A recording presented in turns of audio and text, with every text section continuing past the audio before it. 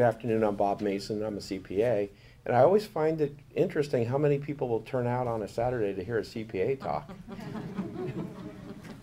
Well, okay, maybe you're not really here to hear me talk. And I do have my information written, and it's not because I have difficulty speaking in front of people. I'm actually one of those CPAs that like to talk, so I have to have it so that I actually finish on time. So I'll start and we'll go through this. So I'm Bob Mason. Thank you for the opportunity to speak with you today. I have over 30 years of experience as a CPA, and I'm an owner of Coast Financial Services, a local CPA firm here in Capitola. We're a full-service firm providing accounting services to small businesses and individuals. We also have a specialty in tax resolution. So what that means is if you have problems with the IRS, perhaps unfiled tax returns for many years, or you have an audit ongoing with the IRS, we can represent you. We are also a wealth management firm. I have my licenses for securities and so forth, and we can help people with retirement planning and investments. Today I'm going to talk about the tax implications of foreclosures, deeds in lieu of foreclosure, short sales, and other distressed sales of real property. Under the current tax law, in general, taxpayers can exclude income from the discharge of debt on their principal residence for the years of 2007 through 2012. So the operative word there is under current law. That means that's not always the case.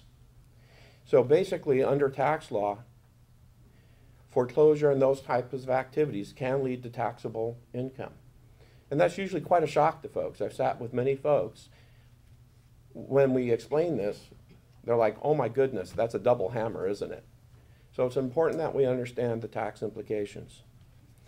This applies to mortgage debt up to $2 million, $1 million if married filing separately. The exclusion only applies if the income is due directly to the decline in the home's value. Because foreclosures are treated like sales for tax purposes, there may be a taxable gain. And therein lies what usually gets folks, because they don't see the foreclosure as actually a sale. But it's a deemed sale in the eyes of the IRS, and it's something to take important note of. Again, there are two types of income that can result. The first is cancellation of debt. However, cancellation of debt income is not always taxable. There are exceptions. The most common are bankruptcy, insolvency. That's when your debts outpace your assets, and it's for a moment in time. It's at the moment of foreclosure. Certain farm debts and non-recourse loans. Recourse debt is debt that you are personally liable for. Examples of recourse debt can be refinance debt or home improvement debt, as well as non-owner occupied property. Non-recourse debt is for which the lender's recourse is to only repossess the property. Examples under California are loans to purchase owner-occupied property 1 to 4 units, or when the seller carries back financing for all or a portion of the purchase price on real property. The second type of income is capital gains income, which is when the debt forgiven exceeds the fair market value of the home. So often what happens to folks is that the original mortgage debt was perhaps incurred many years ago, and there's been subsequent debt added to the home. So the fair market value comes important, and if that fair market value, although lower than one would want it to be, maybe when those debts were put on the home, if it's sufficiently high enough and it's greater than, and it's less than the mortgage debt, you can end up with a taxable income event. The second is capital gains income, which the debt is forgiven exceeds the fair market value. Now let's work through some quick examples. Figuring income from cancellation of debt and figuring gain from foreclosure. Okay, someone said to me, you're not really going to work math problems today, are you?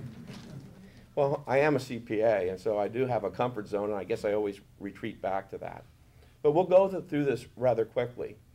But I think it's important to go through these examples, and if after the talk you want to have documents that explain these examples, I have a real quick cheat sheet from the IRS that states it rather briefly, which is basically what I've put up here on the board.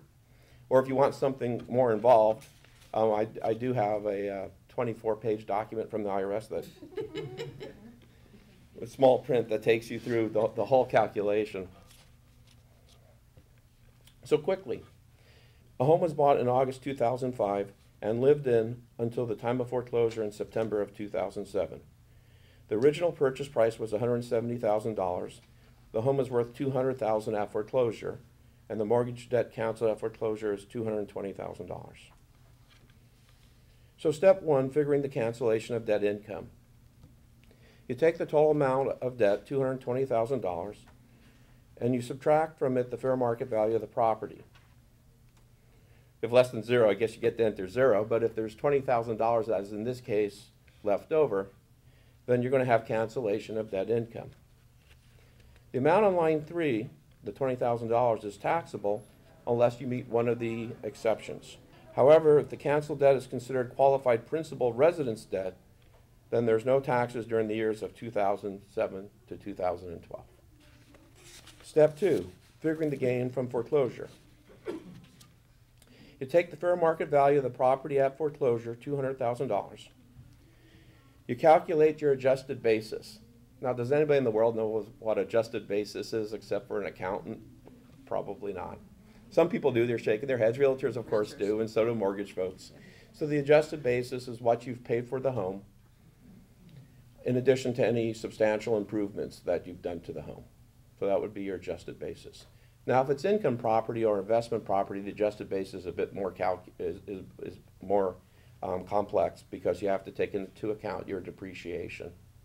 And of course, you see that the debt forgiveness rules are for principal residents. So a lot of folks are coming into our offices talking about their investment properties going through foreclosure.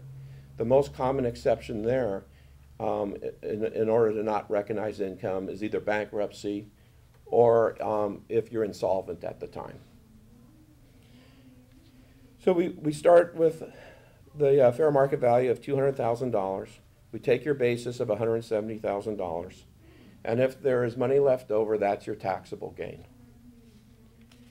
However, if you've owned the property and used the home as your principal residence for periods totaling at least 2 years during the 5-year period on the date of the foreclosure, meaning it's your primary or principal residence, you may exclude up to $250,000 or $500,000 if married filing jointly. So I need to say that each situation is different. And often when I'm in my offices talking to clients, we have to go through each specific situation, and it's a fairly complex decision tree, if this, then that, and we work through it. Please understand that from my perspective, hopefully this is a once-in-a-lifetime event for anyone going through this, and I think it's really worth pulling together a professional team to help you step through the process.